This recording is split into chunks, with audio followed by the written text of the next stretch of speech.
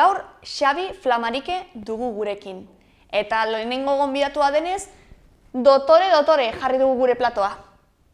Xabi artista hutsa da, antzerkia ikasi zuen Nafarroako antzerki eskolan.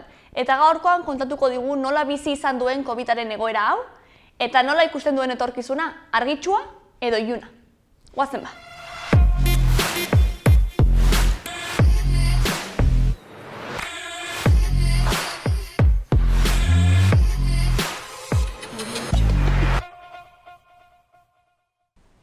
Ba, ongi etorri, Xabi? Eta konta iguzu, nortzara edo nola aurkezten duzu zure burua? Beno, ni Xabier Flamarike naiz, aktorea, zuzendaria, idazlea, antzerki irakaslea. Bueno, gauza desente egiten ditut arte eszenikoen mundu honetan, baina, bueno, batez ere aktorea naiz. Eta txikitatik izan zara aktore? Txikitatik, bai? Bai.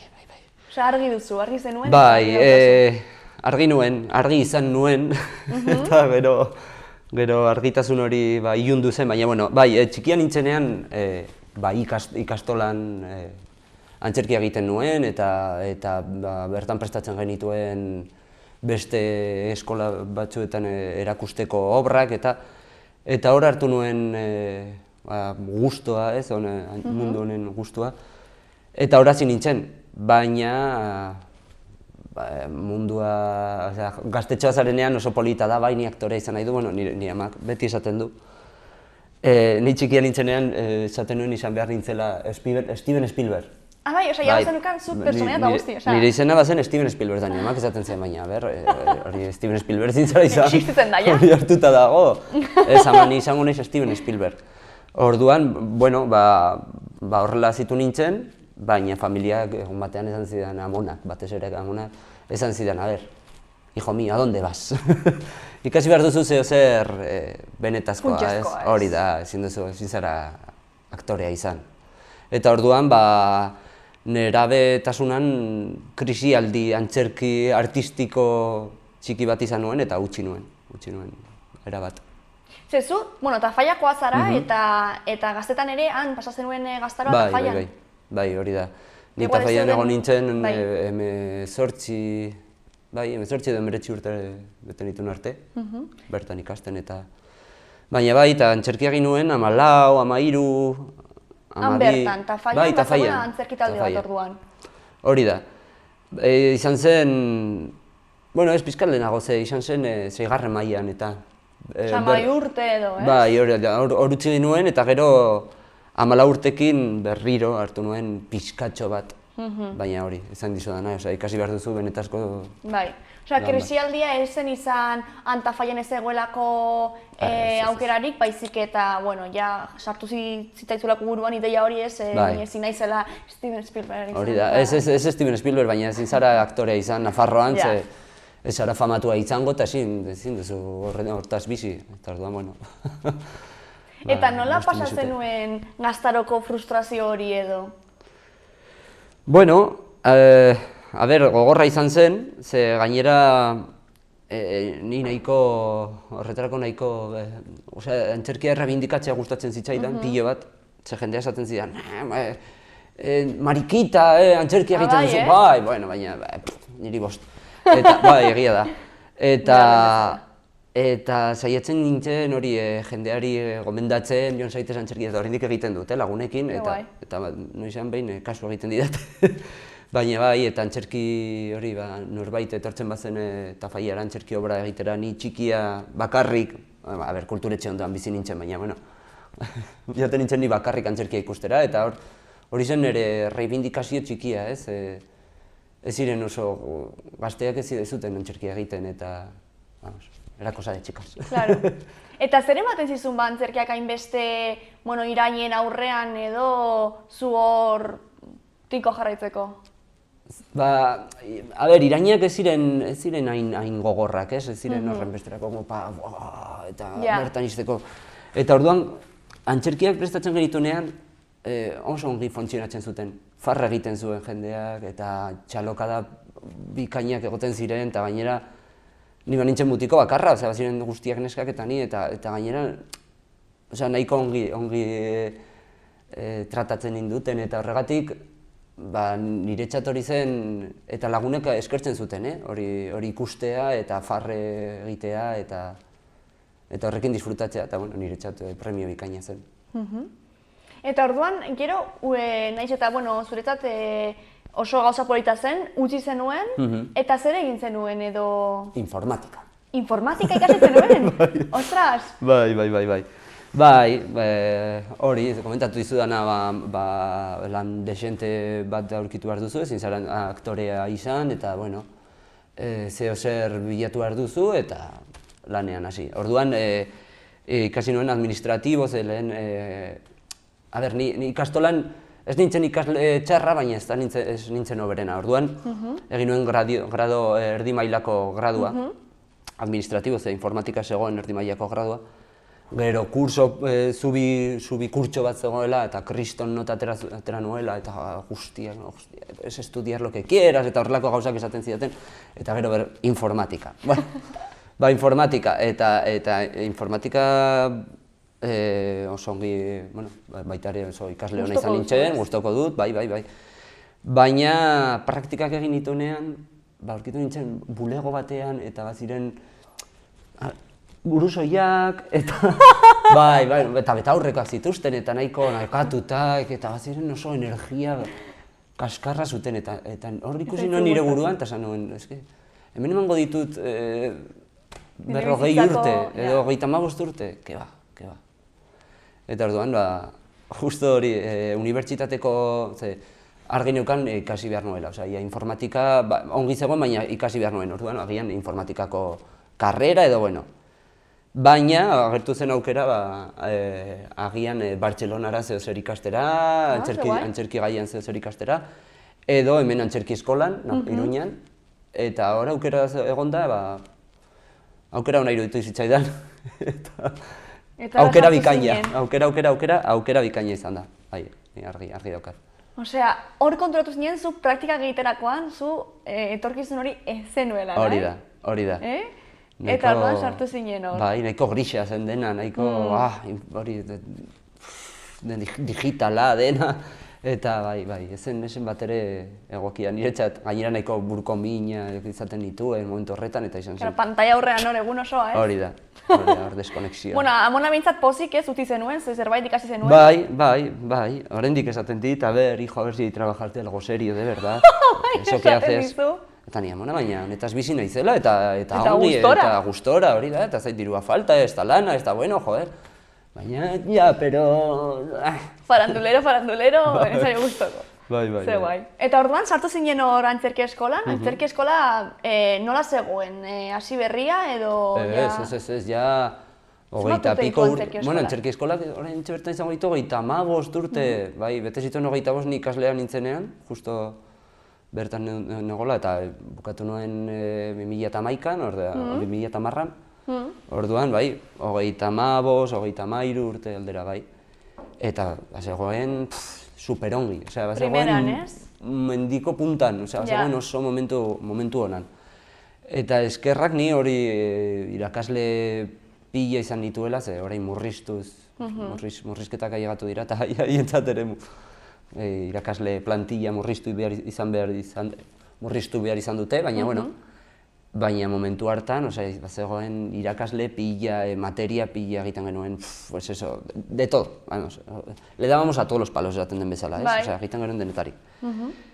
Eta hori oso, batean ikusten duzu nola, ukitu dezakezun, antzerkia ez dela bakarrik eszenatoki bat igotzera, eta antzeslea idatzi dezakezu, zuzendu,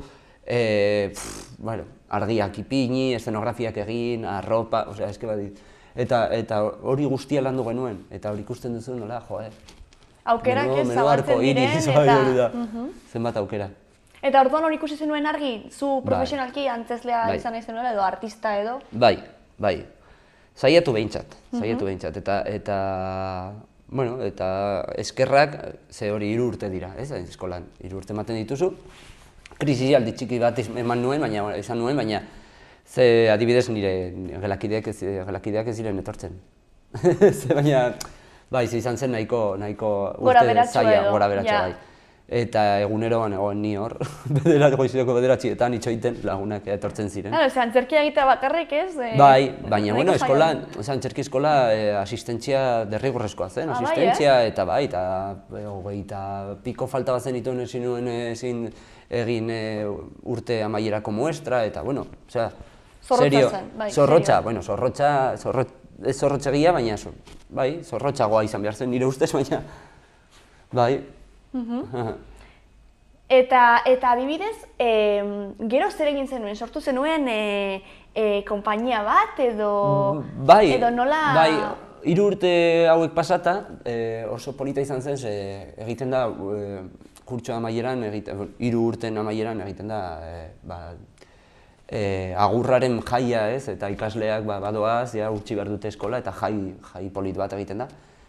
Eta bertan hartu ninduten aurretik atera ziren ikasle batzuk eta esan zidaten, aizu egin nahi duzu, montatu, prestatuko dugu antzerki obra bat, gurekin lan egin nahi duzu?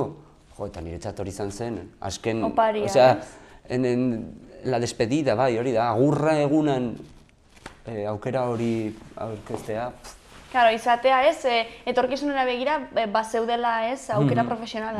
Bai, eta ze beti oso zaila da, justo bukatu duzunean, ikasten ari zarenean, da dena erreza eta oso erosoa, baina, karo, batean ikasketak bukatzen dituzu eta el abismo, ez? Batean zer egin behar dugu. Orduan, eskaini zidaten hau eta aurrera, jo ez, bai, bueno, super eskertuta nago, egia izan da. Eta badituzu horra, antzerki eskola barruan, esperientzia horien artean anekdotaren bat edo horrela kontatu daitekena? Bueno, ez dakit, eske antzerki eskola izan zen, izan dizudan bezala, niretzat opari bat izan da, opari bat, lehenbiziko urtea batez ere joko dramatikoa egiten dela eta, lehenbiziko kontaktuak, bada, jai urte bat, lagun bikainak egiten dituzunak, eta... Jolasten, ez? Bai, eta antzerkiaz maite mintzen zara, ni adibidez oso... Aurora Mone badela eskolan irakasle ohia, beti esaten zigun, ez? Hartu agendatxo bat edo kuadernotxo bat, eta bertan idatzi ideiak eta nik uste dut urte horietan, badukadu 3 kuaderno, 4 kuaderno, guztiak ideiaz, irudiak, jantziak, rekursoak, bai, ze horretan, momentu horretan bazaude... Borborka, ez? Bai, borborka, hori da, a tope. Eta gero, erabili izan dituzu, ideia horiek gero... Baten bat, bai, noski, eta, hor daude, agian etorkizunean agertuko dira. Eta gero, hau lan hau edo lanbide hau dela oso gora beratxoa, ez? Ze nolako estruktura edo jarraitzen duzu, ez? Osea, ekoizten duzu zure lan propioa edo ez dakit audizioak eta egiten dituzu edo... Bueno, hemen Nafarroan audizio gutxi egiten dira. Gutxi, bai. Bai, baina... Osea, nire konpainia daukat, orduan gure antzerki obrak ekoizten ditugu, baina... Egia esan da, Nafarroko egoera ez da batere erreza. Ez bazara talde garrantzitsu bat izena daukana, oso zaila da emanaldiak lortzea. Bai, eta hori oso tristea, lantzen duzu, prestatzen dituzu, prestatzen duzu emanaldi bat, eta gero, eski esaten dizute bai, baina ez zaitugu ezagutzen, ez dakigu, ez gara fidatzen. Bai, erantzun hori jaso duzu, ez zaitugu ezagutzen eta ez dakigu nola funtzionatuko duen edo. Bai, herriz artean, farre artean egite esaten dizute, gu fidatzen gara gehiago pertsona honetaz, orduan berak gomendatzen badigu, bai, deituko zaitugu baina bestela. Ze pena. Eta nolako sentsazioa eragiten dizu horrek, ez? Osea, sentsazio horiek jasotzea, egun bat eta egun beste batean baita ere, ez? Azkenean, nola jarraitzen duzu aurrera? Eskerrak beste konpainia eta emanaldi batzuekin, konpainia beste... Zure konpainiaz aparte ez, beste konpainia batzuekin lan egiten dudala, ze bestela... Ezingo nuke, bezala esango zidan amonak, no te lo decía yo. Bai, adibidez Kikikoko eta Moko Pailazoekin lan egiten dut. Bai, Bai.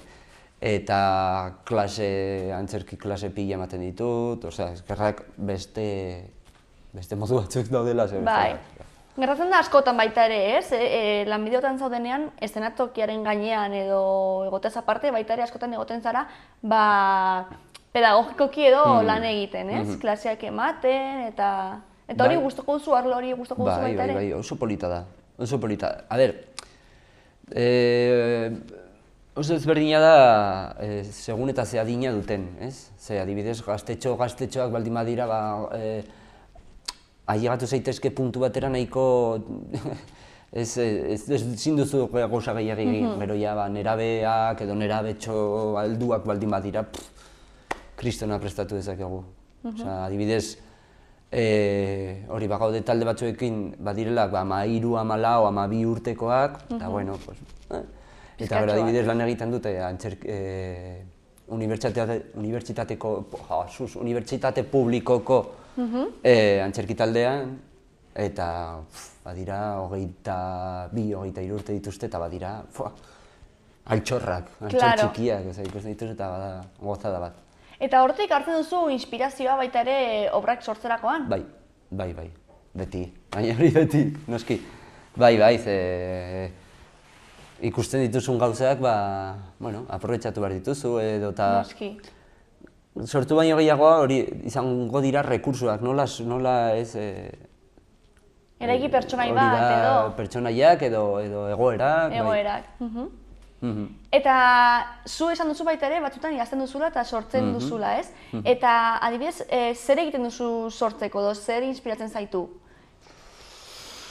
Zein da zure prozesua kreatiboa edo...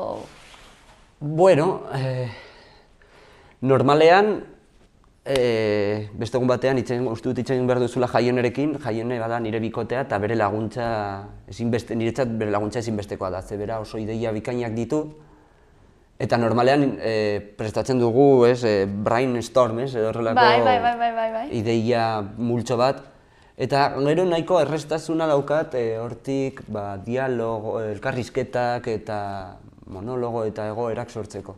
Baina izan behar da bion artean. Bestela, ni bakarrik, baita ere egin behar badut, egiten dut. Baina kostatzen zait, berarekin errazago egiten zait. Eta gero, esan duzu baita ere, paiazo batzuekin ez egiten duzula lan, eta horiekin, hori da pixka batzu egiten duzun lana, komedia edo gehiago, edo sartzen zara saltsa guztietan? Bai, a ber, baietz esateaz gustatuko litzaidake, baina Nafarroan batez ere nini edo haur antzerkia egiten da, orduan paiazoekin paiazetea egiten duzu eta polita da, jasotzen duzuna oso aberatsa da, ez haien begirada, haien irrifarra. Baina gero interpretazio aldetik ez da eskelduentzako antzerkia bada beste gauza bat da, niretzat askoz aberatsagoa, baina bueno.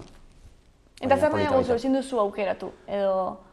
A ber, ni antzesteko askoz gehiago gustatzen zait heldu antzerkia, baina aurra antzerkia baita ere... Esperientzia moduan, ez? Eta lan moduan, zu bazaude eta askotan gertatzen zait, ez? Dena prestatzen duzu eszenografia, dena hasi, pinpon, eta emanaldia irauten duen ordua, momentu batean pasatzen zaizu eta bukatzerakoan esatea. Eta hau nire lana izatea, askota, ia egunero, emanaldia baldin badut, ia egunero pentsatzen dut. Hau nire lana izatea, eskerrik asko unibertsoa, eskerrik asko informatika irakaslea edo. Zer zegoen bestaldean erakusteagatik. Bai.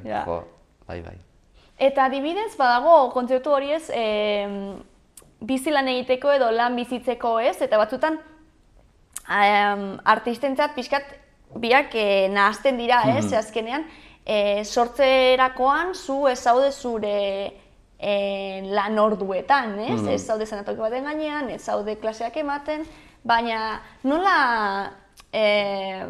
Zagin... Horrekatzen duzu guzti hori, ez? Ezin duzu, ez? Ezin da horrekatu, ez, keba. Ez, eta ni gainera, komentatu dizudan bezala, nire bikotea Jaionea. Ja, gainera biak, antzerkilaria da baita ere, guztia izan behar da. Etxera llegatu eta mentsaioarekin jarraitu eta pentsatu dut honetarako egin dezakegula. Bueno, 24 ordu. Ja, egoten da momentu batean, gainera askotan izaten da, ez, hori Jaionek edo nik bata besteari, aizu, egin behar dugu. Orain ez. Gaueko 11 dira, mesedez, ja. Aski da, ze bestela egongo ginateke hor orduak, bai. Bai, beharra da, ze aberasten duzu lana eta baina baita ere, deskonektatzen ikasi behar da, ez. Eta gero, antzerki baten, bai, aktore baldin bazara, ez? Gero hor zuzenean daukazunean hor publikoa eta zer da gertatu zaizun gauzarik txoroena edo zaiena zu hor zuzenean antzerkia gelditu gabe, bueno. Publikoarekin, adibidez, aurreko larun batan antzerkian egon nintzela, ikusle moduan. Ikusle moduan. Nire ondokoari telefonoan abesti bat hasi zitzaion, baina ezin zuen gelditu. Telefonoa blokeatu zen, eta jarraitzen, argiarekin ezin zuen tipoak, ezin zuen. Eta ezin atera? Bueno, horrela. Zekien zer egin telefonoarekin besape azpien. Eta aktoresa, begira. Ze, karo, antzerki osotik entzuten zen. Bai, fue un poco... Eta aktoresak gelditu zuten antzerkia? Bai, bazen monologo bat gainera, ze. Gainera, hasi aurretik esan zuen, ez? Orain, minuto bat emango dizuet, telefonak itxaltzeko. Eta hor geratu zen, ez? Begira, itxali telefonoa, eskerrik asko, isiltasuna egingo dugu, astera goaz. Eta orduan, pun, ia maieran gainera izan zela, bazegoen nahiko unkigarria dena eta telefonoa, eta aktoresa horrela. Bukatzen zion horpegia, eta tipoa. Claro, bukatzerakoan zuti jarri zen tipoa. Claro, posakaso ez, barkatu! Bai. Ez, niri ez zait... Gauza handirik gertatu? Ez, bueno, behin... Tortzear dago orduan, Xabi? Behin, baina ez dakit, baina bitxia izan zen, ez? Paiazoen emanaldi bat bukatuta gero, ni jantxita, paiazoz jantxita, peluka buruan, eta los arkosen. Eta ja dena jaso, eta bueno, aldatxera noa, bale, furgonetara, eta baziren 50 metro, eta peluka kendu nuen, eta neska batek. Mama, pero si es calvo! Bajón. Ja, hor zapuzu zen nion bere, ametxo guztia. Bai, hor apurtu nion. Pobrika, bai. Hori bazenukan informatikoen antza gehiago aktorena baino, eta hori zen gauza. Bera nahi zuen izan artista, baina... Baina hilea nuen, aktorea izaten hasi nintzenean, hilea nuen. Hilea zenuen. Eta gero, adibidez, COVID edo pandemiaren egoera honetan, nola jarretu duzu aurrera? Ze azkenean, ezin zinen ezenatoki gainera igo, ezin zinen klasetara joan. Orduan, nola egin duzu? Eskerrakor audiovisuala egon dela guretzat. Bai. Zentzu horretan ere, arlo hori ere jorratzen duzu? Aurten hasi gara.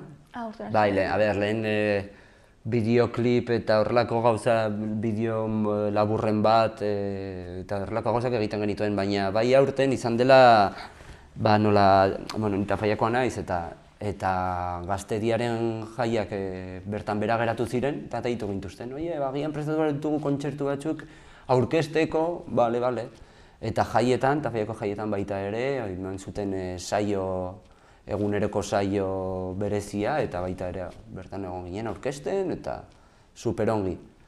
Bai, eta gero emanaldi, komentatu dizudan bezala, paiazoekin egia da, dobleteak egiten ari garela. Ze aforoaren gai honetatik, agian emanaldi gutxiago egiten ditugu, baina bikoitzak. Eta pizkatxo bat gehiago kobratzen dugu, gutxienez. Bueno. Bai, pasaden martxoan eta geldirik egon ginen, noski, guztiok bezala, baina, gero ez egoen gaizki joan. Agian baita ere, hain lanbide gora beratxoa izanik, ez? Ohituta gaude edo zaudete, ez? moldatzeko, ez? Egoera Bai. pixka bat moldatzeko eta egoerarekin, bueno, pues, alde moduan aurrera jarraitzeko, ez? Bai, hori da, ze urte batean 30 emanaldi egiten dituzu, hurrengoan 50, Hori da. eta hurrengoan 15, osea, eta baina horrelakoa da, osea, bai, bagenekien. Eta itxialdiko hilabete horietan, sormenaren, ze batzutan esaten dute, ez? Klasialde garaietan edo garai oso ilunetan edo agertzen dira, loratzen direla ez artistak, ez? Edo... Bai, baina gu justo bageneuken, bazegoen loratzen gure loretxo txikia, ez? Gure alaba, lorea. Orduan, bai, zinezkoa zen, ze ibiltzen hasi zen, isketan hasi zen, osea, izan zen, bueno, guretzat oso... Bueno, oso polita baita. Bai, etxean berarekin, balkoian, eta... Bai, polita izan zen, baina, eta ni jaio niri komentatzen nion, osea, badago jende guztia gauzak egiten, idazten, sortzen, margotzen, eta nik zer egin nahi dut, baina ez daukat aukerarik zen loretsurekin. Bueno, denbora, egun osoa, baina konzentratzeko ez edo zerbaitetan... Bai. Eta nolakoa da baita ere, bueno, zu eta zure bikote baldin bazarete hor artistak eta gainera, txikitxo bat izanik, nola moldatzen zarete zentzu horretan? Aitona Monekin, eskerrak, hemen daudela. Ja, eskerrak. Bai, eskerrak. Bai, ez da erresa, baina sorte hona dugu, ze nire gurasoentzat eta Jaioneren gurasoentzat lehenbiziko biloba da, orduan badaude la rifa, no? Se la quitan de las manos. Bai, eta horregatik erosoa da. Baina, bueno, egon da, momentu batean izan ditugu horrelako emanaldiak eta batean horrekin utzi lorea edo ensaioren bat azken orduan. Karo. Baina, bueno, moldatzen gara edo bestela badator gurekin. Espezialki, ze azkenean, batzutan hortzuteriak ez dira finkoak, ez, eta ez dakizu noiz hasikoetan ez bukatuko den, edo egun batetik bestera agertu daiteke bolo bat, ez, edo... Bai, eta klaseak ematen dituzunean, adibidez, lan egiten dituzu 2 ordu astelehen, asteazken eta ostiraletan, adibidez. Hori da. Baina, bueno, moldatzen zarete. Bai, moldatzen gara, bai. Eta orain zerbaitetan ari zarete, ze obra espezifikoaren batean, edo... Bueno, desente, bai. Bai, orain, estrenatu behar dugu 16an, maiatzak 16, Noainen, Hay muerte de mi vida. Hay muerte de mi vida. Hay muerte de mi vida, prestatu dugula unibertsitateko antzerkiko tailerraren ikasleekin, eta testua Jaion eta Bion artean idatzi dugu, gu zuzendu dugu, eta bueno, oso polita izan behar dela dirudi, ze badira 12 ikasle, osea, bada jente desente, pena maskarillarekin egin behar dutela ia ziur, komentatu digute, zaila izango dela maskarillarik gabe egitea. Baina, bueno, baita ere Kikikoko eta Moko Pailazoekin emanaldi berri bat prestatzen ari gara, eta bueno, bai, gauzak egiten ari gara. Gure konpainian ez, ze, bueno, hainbeste gauza izan da, ez dugu denborarik. Bueno, etorkizunan izango dira momentuak, seguro. Eta, adibidez, musukoaren kontua, nola da zuentzat, bueno, batzuetan imaginatzen dute egin beharko zenituela, ez, antzerkiak musukoarekin, edo bestela hori, klaseetan, ez, zuen, hori da. Eta baita ere, nola da publikoa musukoarekin ikustea? Ze azkenen erreakzioak eta baita ere ez dituzu hain argi ikusiko, ez? Hori da. Bai, batez ere izaten da hori, adibidez, pailazoekin feedback pila behar da. Hori da. Adibidez, gure taldean nini antzerki obra bat egiten dugula, horretan, bueno, un poco más a tu bolas, aurrera hien barzara, baina pailazoekin egon barzarela begira eta begira ze aurpegia jarri duen horre, osea, bai, arraroa da, bai. Baina, bueno, ohituta gaude, ez? Moldatzen zara. Bai, ohituta gaude, kotxean sartzen zara maskariarekin eta tafaia bideia erdian esaten zua, baina maskarilla daukadala. Bai, hori egia da, ze, osea, ez genu, ni adibidez ez nuen, espero, hain ondo moldatzea gauzetara ez, eta... Eta nire horitzen naiz ikusi nuenean lehenbiziko maskarillarekin lehenbiziko antzerki obra. Osea, sartu aurretik esaten nuen, ezin dut, ezke seguro ezin dudala ikusi, eta gero... Gero imaginatzen dituzu aurpegiak baita ere, ez? Bai, eta ohituta gaudela baita ere, ze hori, basaude edo afaltzen norbaitekin eta etortzen da maskarillarekin eta egon daiteke Eta batean esan, bai, baina kendu maskarilla, da mazula basaudela ia hemen. Bai, ohitu gara. Eta etorkizunera begira nola ikusten duzu egoera? Bai artistikoki, kulturalki, hor Nafarroan, edo, bueno, ez dakit Euskal Herrian, edo Euskal Herritik kanpo ere...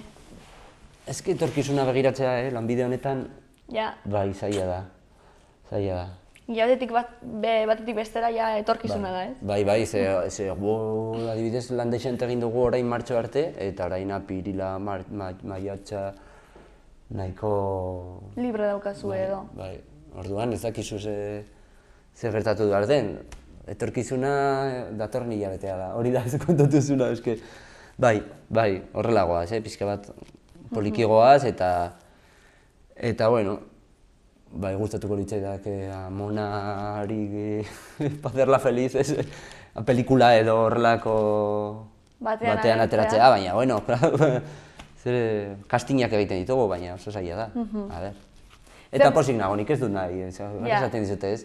Adibidez, lagun ezagunak ditugu, ezagunak telebistan ateratzen direla, eta nahiko ezagunak diren, eta komentatzen dizute zer ritmoa. Egun batean, goizeko 7:00 arratsaldeko 6:00 arte lanean grabatzen, gero gidoia hartu hurrengo egunekoa ikasi, eta esaten zu, benetan, serie batean lan egitea hau da, eta...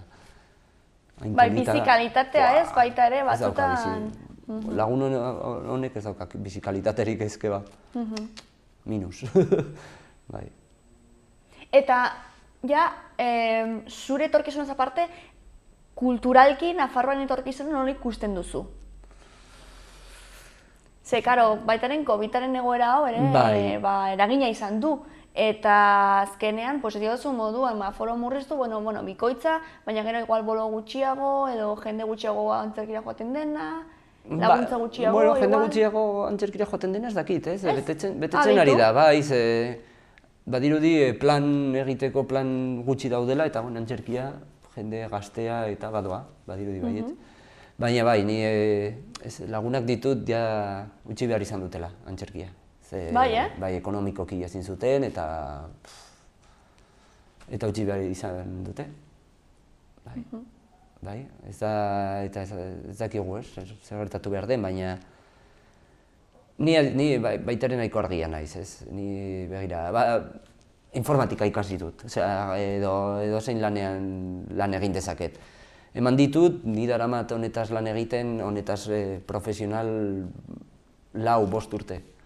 Eta nire alabatxoa zitzen ikusi dut, oso ongi bizi izan naiz. Orduan, agian hemendik 6 hilabetetara edo urte batera utzi behar dut, utziko dut, baina gutxienez pasa ditudan urte hauek bikainak izan dira eta oso apostu ona eta ni uste dut asmatu dudala. Agian informatikan zoriontsuagoa izango nintzen, baina, ez dakigu. Oso ikuspegi positiboa eta polita da, ez? Egon nahi zen urteak gustora, eta gero etorkizunen beste zerbaitetaz lan egin behar baldin badut, ez da frakaso bat, ez? Hori baita ere interesgarria da, ez? Horrela ez ikustea, ze lanbide honetan beti badirudi ez joan martzaila gora, eta gero eta ez dakit arrakasta gehiago, eta ez du zertan horrela izan beharrik, ez? Bai, ni gainera horrela ikusten dut, eta amonarekin egoten naizenean, azaltzen, saietzen naiz nire egoera azaltzen, eta hori komentatzen diot, ez, Amona, niretzat ongi bizitzea da. Ez da, nik ez naiz Steven Spielberg izan behar, hori argi daukat, hori asumitu dut, Amona. Hori da, baina ongi bizitzen ba naiz, eta nire lore polita hazitzen ikusi dut, jaionerekin bizi naiteke bikain, etxe bat erosi dut orain, eta ordaindu dezaket oraingoz. Agian etorkizunean ez, baina oraingoz bai, orduan, jazta, zer gehiago behar dugu. Eta adibidez, hau zu kanpoan egonda ere, imaginatu etorkizunean, baina Nafarroako sektor kulturalean elkartasun gehiago egon barko litzateke, edo pixka bat ezakit, ez? Lehen esan duzu moduan, ez baldin baza ezaguna edo ez baldin bazaituzte ondo ezagutzen, zailtasunak dituzu, ez? Eta horrelako, ez dakit, oinarri bat edo, egon barko litzateke? Bai. Nafarroan ni uste kostatzen dela baita ere pilo bat aktore, ez nigatik, beste gaztetxoengatik, eta baina aktore berri aukerak ematea. Iruditzen zait kostatzen dela, ez? Beti prestatu behar dugu antzerki obra bat, badituko diogu honi edo honi, hori da, eta jode, pena ematen du bai. Baina, bueno, espero dugu orain badirudi baita ere jendea Madrilera eta joten dela ikastera eta itzultzen dela super ongi, eta itzultzeko gogoekin, ez? Eta bueno, hori oso aberatsa izan daiteke. Hori da, hango esperientzia hartuta ez itzultzea eta... Bai, bueno, gu kritikatzen genuen ez, ni ikaslea nintzenean bazegoen kultura konsejeroa bazen korpasta esaten zigun, joan zaitezte guztiak antzerkia ikasi nahi baduzu eso aste Madrilera, hori bai dela antzerkia ikastera. Bai, esaten zuten? Nafarroako kultur konsejeroa zara eta esaten diguzu hor jateko. Bai, baina, bueno, ni uste etorkizuna ona izan behar dela, ona izango dela. Izan behar dela ez, ona izango da, bai. Pentsatu beharko dugu alan, ez? Bai. Egia da baita ere, denok elkarrekin gehiago ongo bagina hobe, baina, bueno. Horren baita ere daude ez, modan edo, moda, baina positiboki esaten dute, horrelako laborategiak eta sortzea baita ere oso irekiak, igual, ez produktu baten bila, ez, baizik eta, elkar ezagutu, prozesua, ez, elkar konpartitu ezagutzak, ez, Iesu Madrileko jendea, han ikasi duena ekarri, edo ez dakit nongo, edo hemen ikasten duzuna, edo zure etxean, ez. Bai, eta entrenamendua, bai, eske, informatika ikasi nuenean esaten zidaten, baina pasa beharko duzu bizitza osoa ikasten, ze informatika badoa etengabe aurrera. Eta antzerkian bada berdina. Berdina, ez bakarrik testuak ikasi, baita ariketa berriak, antzerkia egiteko modu berriak, bai, etengabe zaude, ni orain komentatu dizudan, adibidez Kikikoko eta Moko Pailazoekin, zuzendu behar dut obra, baina bada zuzentzeko modu berri bat, haien gauzak egiteko modura moldatu naiz, eta niretzat nahiko ezberdina, eta ikasteko beste aukera bat, aurrera, zergatik ez. Noski baietz. Bai.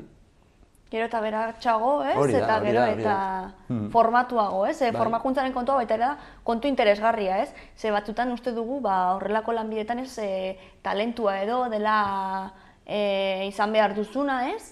Eta izan dezakezu, ez? Baina baita ere... Baina talentua bai, baina baita ere lana. Lana egin behar duzu, ez? Eta etxean prestatzea, eta, ensaiora etortzen zara bazara, etorri ikasita, edo gutxienez ikusita, pentsatuta, aukere proposamen berriak egin da, bai, landu behar da, noski, dena bezala. Eta baukazu horrela historia interesgarri kontatzeko, igual horrela bukatzeko edo? Edo zerbait utzi duzuna hor eta nahiko zenukela... Basko egongo dira, baina... Nire estrenaldia, helduekin lehenbiziko aldia, antzerkia egin duen lehenbiziko aldia, justu nintzen gainera protagonista, bazen cornudo, apaleado y contento.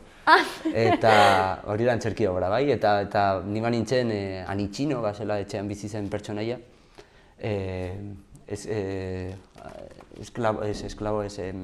sirviente... Bai, zerbitzaria, ez? Zerbitzaria, hori, nintzen zerbitzaria, baina banukan romantze txiki bat etxeko Andrearekin. Orduan, nagoen hor konkistatzen, baina karo, ni atera nintzen super urduri. Eta ia, ezin nuen itxegin, ze banituen 14 urte edo 15 urte eta justo bazegoen jende guztia eta haiek baziren, eta ni horrela. Eta, sartu behar nintzen hor kofre edo baul honelako kutsa handi batean, eta hor jolastu behar nuen, ez begiratuz, bata besteari, eta hori joan ziren. Hortik atera nintzen, eta esan nuen, a ber, tio, jazta, etorri zera antzerkia egitera. Eta orduan atera zen Xavier berri bat, ahotsa ateratzen zitzaidan, eta... Bai, atera nintzen... Super urduri. Horrela, super urduri, super urduri. Eta hori zenatuki gaina izan zenuen barne prozesu hori? Bai, sartu behar nintzen kutxa batean eta publikoa begiratu, eta azkenean publikoari begira, esan ez, horren besterako, hori da, pertsonak dira. Eta zeri baitari ikasi dugu, egun baten diogu antzerkiari, horrelako, antzerkia, eta gero espektadoreak etortzen da ikusten dut, eta esan, pues está bien, eta 10 minututara ez da erdita zoroitzen, eta hurrengo egunean esango du, era una obra, ¿de qué era la obra? eta zu basaude hor. Ja super sartuta, zua bidali nahi duzula. Eta nik ikaslei esaten diet, lasai, enkasartzea egoten bada, eskatu. Ez da zer gertatzen. Jendeak ahaztuko du, eta jazta. Eta listo. Eta aurrera. Bai, ez da gertatzen. Oso ondo, Xabi. Eta badakit ekarri duzula zerbait, ez? Guri erakusteko. Bai. Hombre, Steven Spielberg. Steven Spielberg? Eta zer ekarri Steven Spielberg? Hau da, prestatu ziguten opari bat, lagun batek egin zigun opari bat, eta da Oscar bat. Ke guai. Da, paperezkoa, baina oso polita, and the winner is Steven Spielberg, hombre. Orduan hemen utxiko dizuet. Hori da, joango gara... Bai, horregatik. Bai, programaz programa ez, gure platoa eta gure eszenatokia hornitzen. Zure txat, zorionak. Eskerrik asko. Gazi duzu. Aguantatxeagatik. Venga, hemen. Eta hemengo maskaren artean, hemengo gauzatxo hauen artean, adibidez horrein esaten baldin badizute, egin improvisataketa bat, ez dizute esango, ez duzu zertan egin beharrik. Baina zer aukeratuko zenuke, jolasteko edo? Hombre, jolasteko honelako, agian bigotillo edo horrelako bat. Pues horrelako pertsonaia ez egin. Horrein banaiz, orain ez naiz? Hori da. Oso ondo, Xabi, pues... Eskerrik asko tortzeagatik. Zuei. Eta zorte hon proiektu guztietan. Mil esker, eta berdin. Joan dadila. Ez dizute diskurtso handia ematen utxiko, baina, bueno. Ez, gero ja kameraren aurrean ja jarraituko dut. Pues mil esker, zuri.